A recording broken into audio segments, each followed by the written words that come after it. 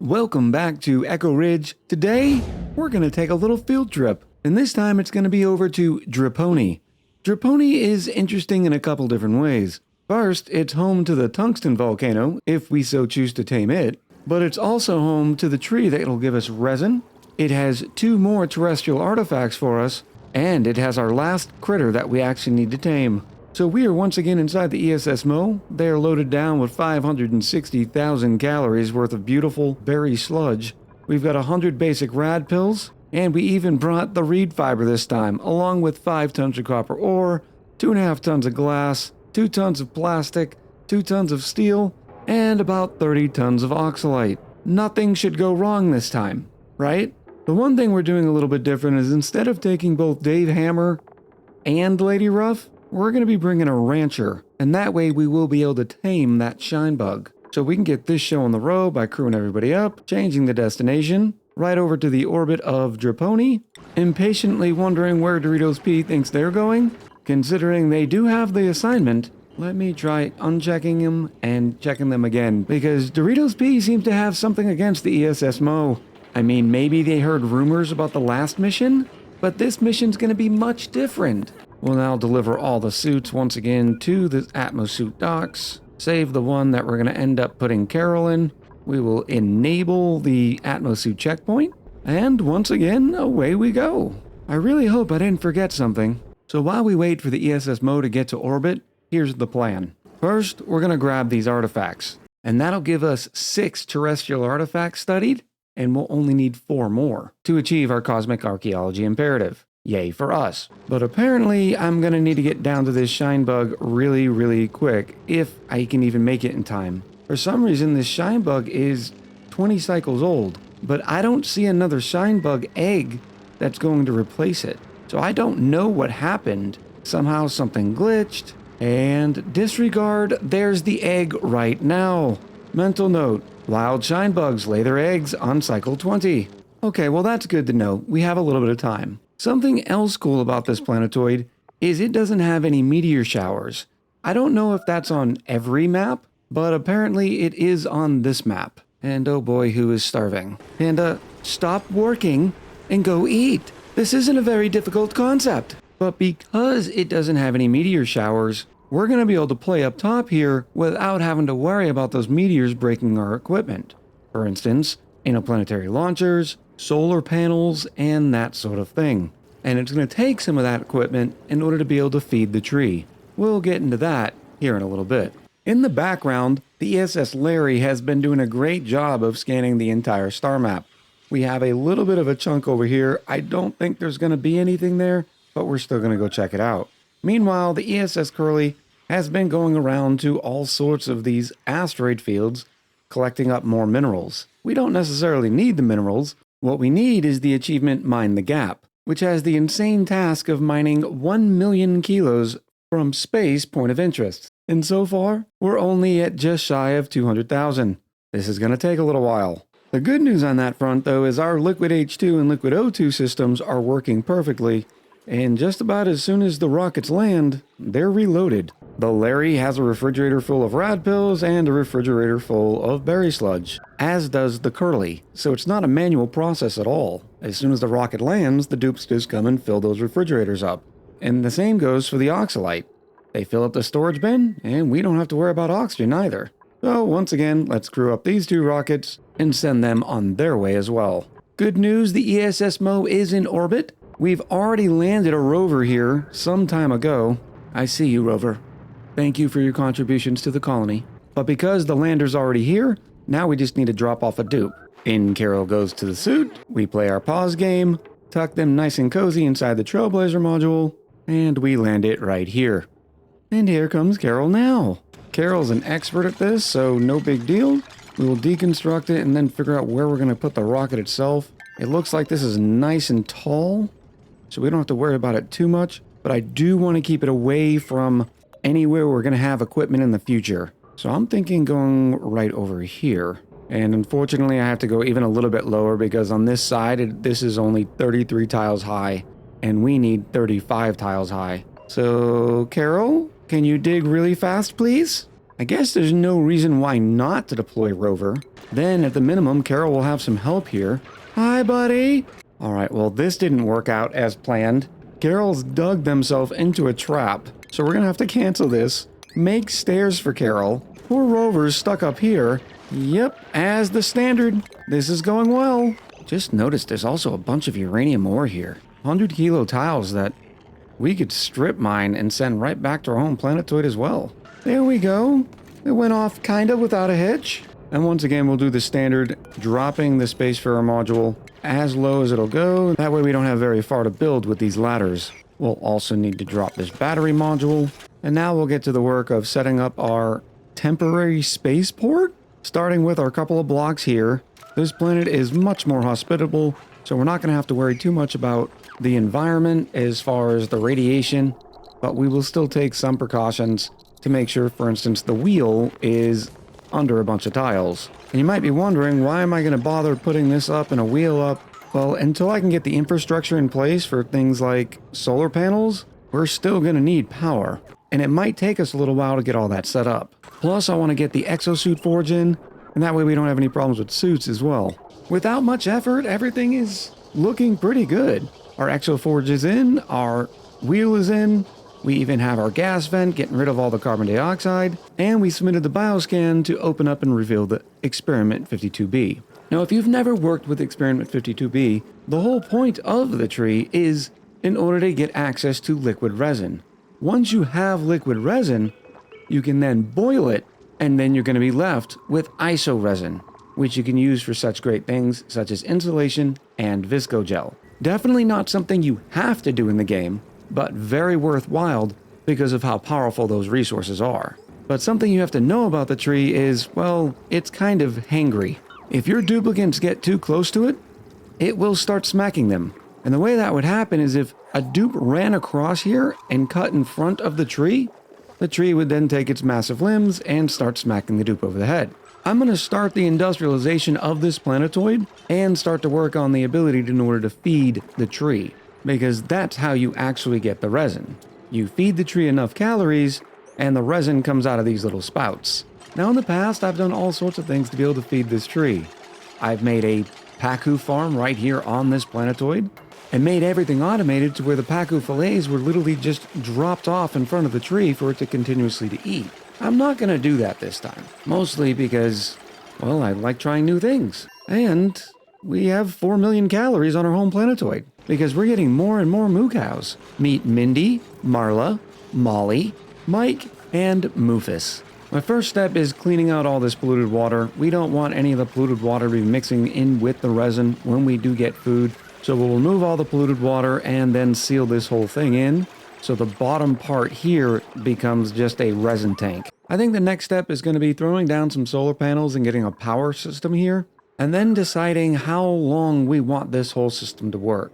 Because we could design it without taking heat management into account. For the simple reason, it's cycle 1856, and it's only 16 to, say, 22 degrees around this planetoid. So it would take an awfully long time, for instance, for our battery bank, or the interplanetary launcher, or things like that to actually overheat. Unlike the manual generator that I once again created out of copper ore.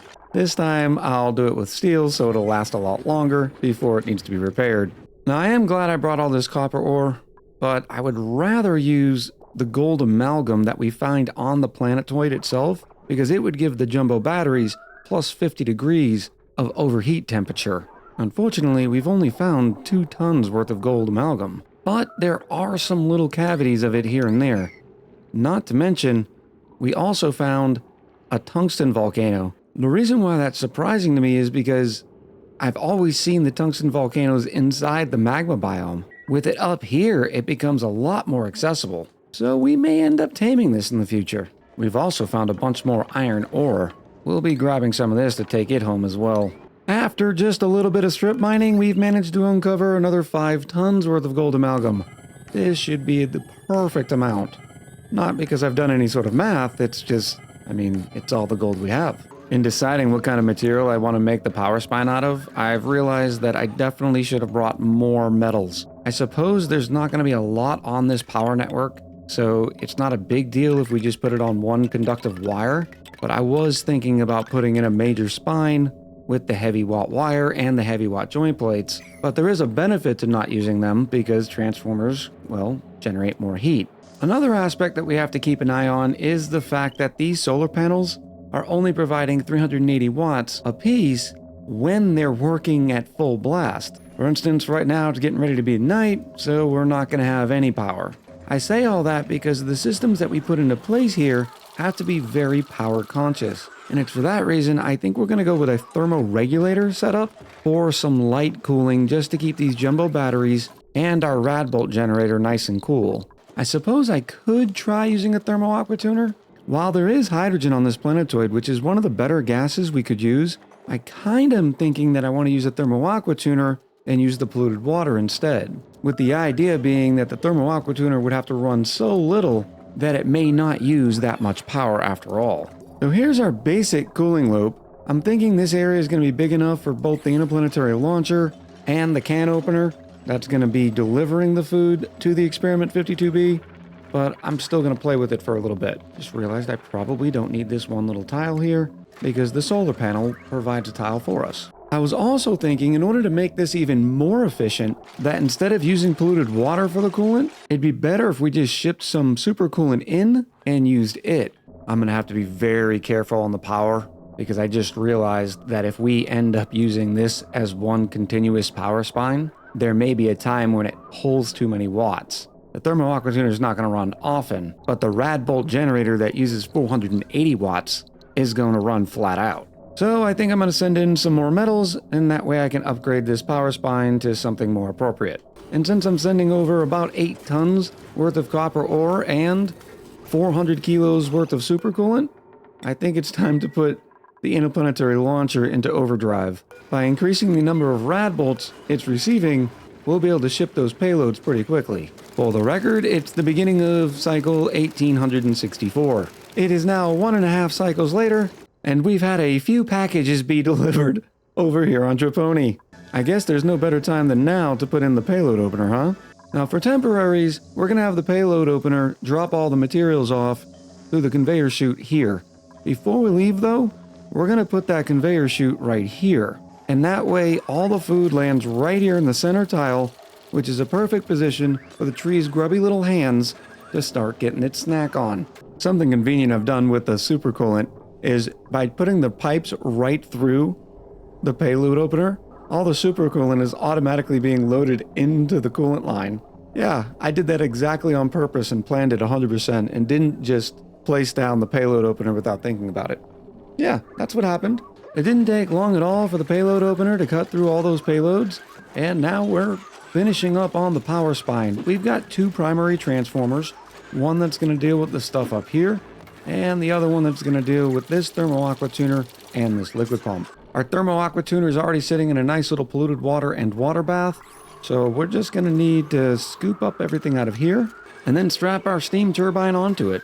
Now we do have a little bit of meat right here, so I was going to take this opportunity and show you what it's like when we feed the tree. Now I'm going to put one ladder right here, but making sure that I'm not silly enough to make a way for the duplicants to pass in front of the tree, and that way they can hopefully stay far enough away from the tree and still drop off the meat.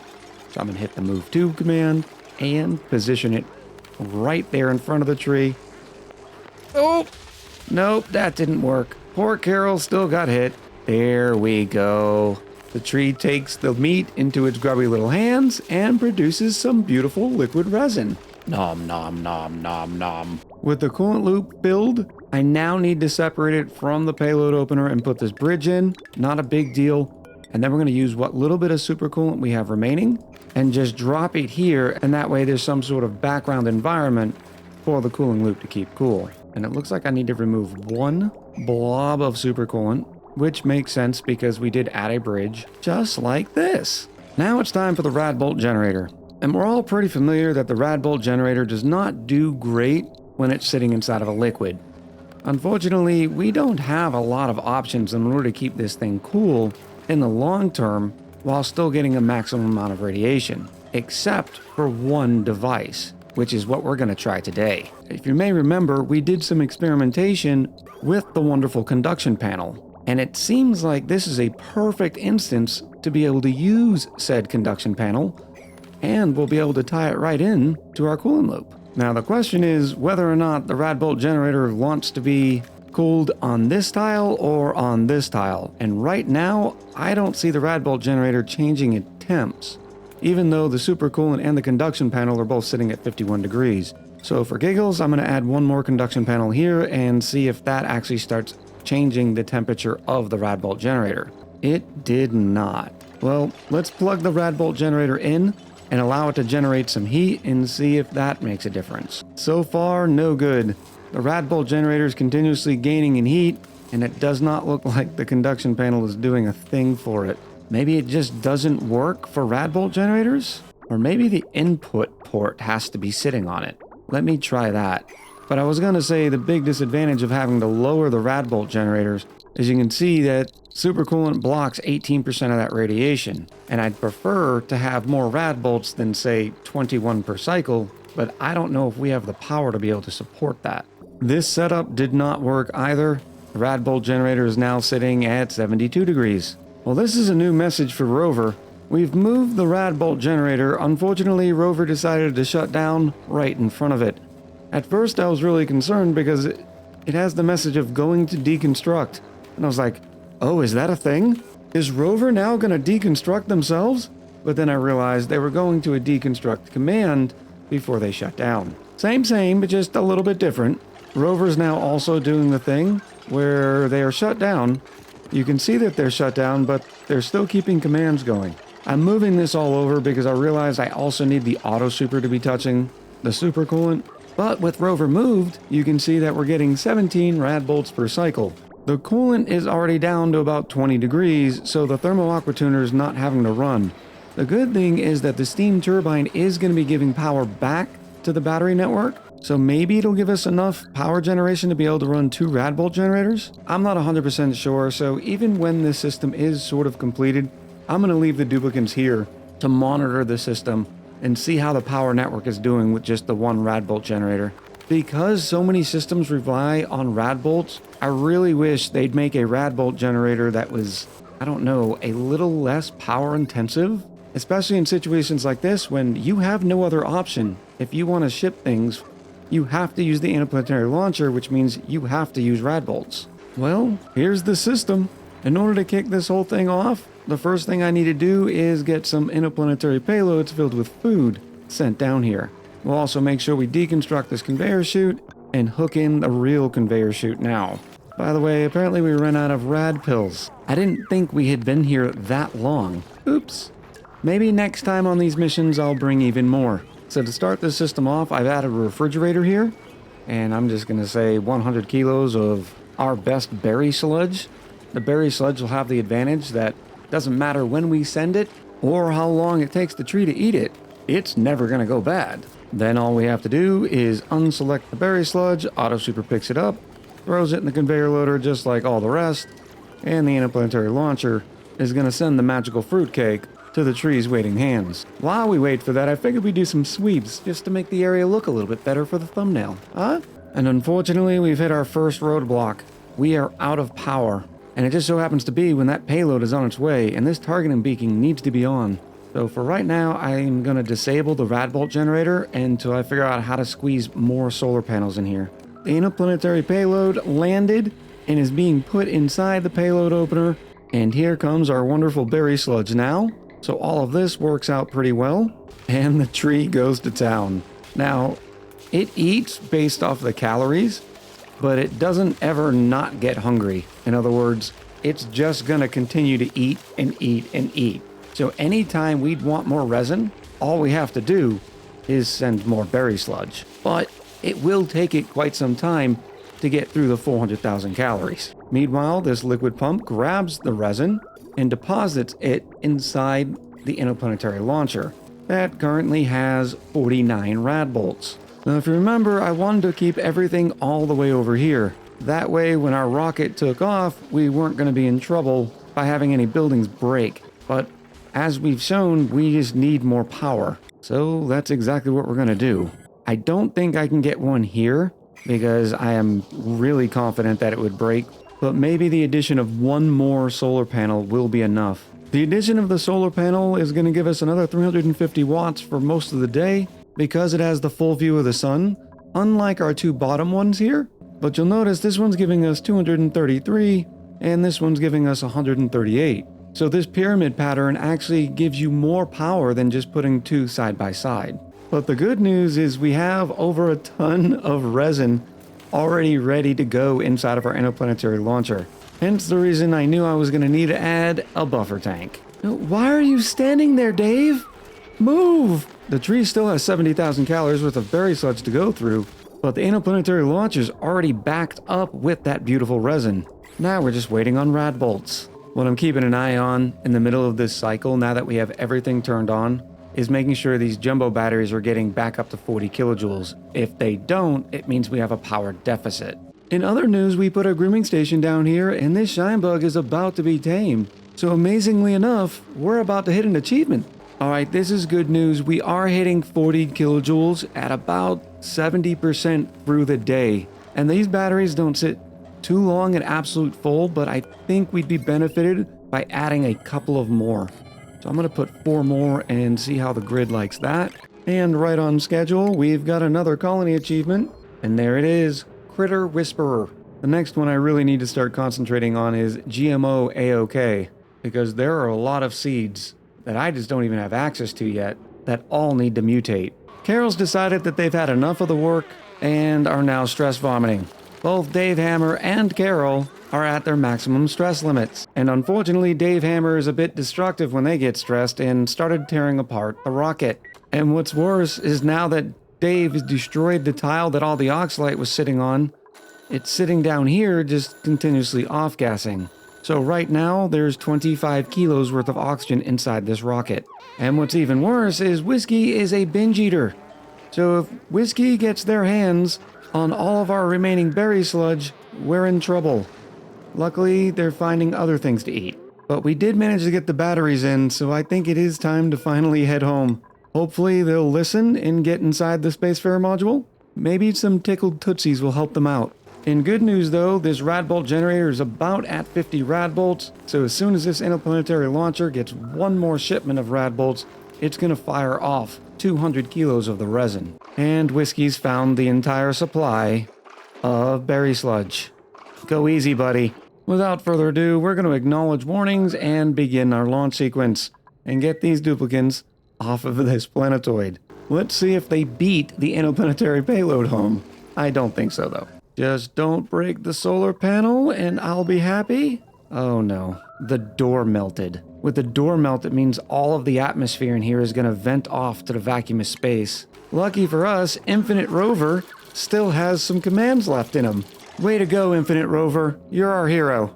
And there's the ESS Mo getting passed up by the interplanetary payload. Now, over on Tuxedo, we have another system set up. That payload worth of resin is going to come down into here, where we have a pipe connected to it that's going to take all the liquid that's ever sent, shoot it down here through this liquid filter. The liquid filter is specifically looking for resin. If it is resin, it's going to head off into this direction. If it's not, it's going to be sent to this buffer tank. I don't know what other odds and end liquids we might get, but just in case. And the reason why I say just in case is because the resin pipe is heading all the way over to our nuclear sauna, where it's going to be emptied off right in here, where it's going to instantly boil, leaving behind the wonderful iso resin. Here's the payload now, and I believe there's a little bit of supercoolant inside that payload, so it'll be a perfect use case to test our system. Beautiful. Supercoolant followed by a bunch of 10 kilo blobs worth of resin. Supercoolant goes in one direction, resin goes in the other. And here in a second, you'll see exactly what we're talking about. Once resin is boiled to a temperature of 125 degrees, it releases some steam, but also leaves behind the iso resin. Here it is coming up through here now, where it is boiling my resin, but not leaving behind any iso resin. I'm not sure why that is. I'm going to try moving the metal tile over and see if that helps, which also means I need to wait for another shipment. Oh, the quirks of some of these little systems. Oh, they're just having a wonderful time inside this rocket. Dave Hammer is tearing this place apart. Lucky for the ESSMO and its occupants, they only have 2 cycles remaining. And as soon as they get into range, they should be able to also get a boost, which will get them home a little bit quicker. Something I did realize that I need to be careful of is the iso resin will turn into naphtha at 200 degrees. We don't want that, so I'm going to set a system up that as soon as that iso resin is created, it's taken out of the sauna. In fact, it'd be really nice if I could drop it here and have this auto sweeper pick it up. The question is, how do I get the pipes down there? All right, so now the resin pipe's going to come in, come up over here, ignore this bridge, it's being deconstructed, and then it's going to come down, skip over here, keep passing down through here to go through another 14 bridges, until it'll eventually end up landing on this metal tile. And this metal tile down here is not quite as hot.